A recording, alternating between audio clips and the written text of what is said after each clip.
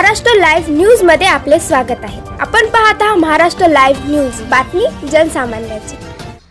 वसमत येथील तहसील कार्यालय येथे महाराष्ट्र राज्य महसूल कर्मचारी संघटनेच्या विविध मागण्यांसाठी शासन स्तरावर सकारात्मक कार्यवाही होत नसल्याने बेमुदत संप।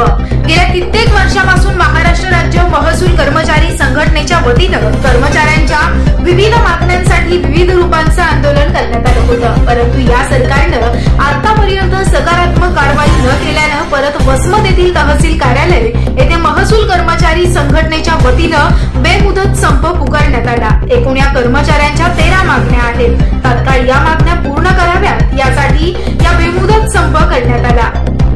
वसमत विधानसभेचे आमदार राजूभैया नवघरे यांनीही शासन दरबारी या कर्मचाऱ्यांचा प्रश्न मांडून मागण्या पूर्ण कराव्यात यासाठी आमदार राजूभैया नवघरे यांनाही निवेदन देण्यात आलं। बेमुदत संपामध्ये महसूल कर्मचारी संघटना जिल्हा सचिव माधव वाडीकर, अमोल कदम, गणेश चांदणे, गिरीश आसेगावकर, मीना चव्हाण, संगीता बामनपल्ले, संध्या काळे, सरदार शेख कांबळे, ओंडेकर यांच्यासह कडून कर्मचारी या संपामध्ये उपस्थित आहेत।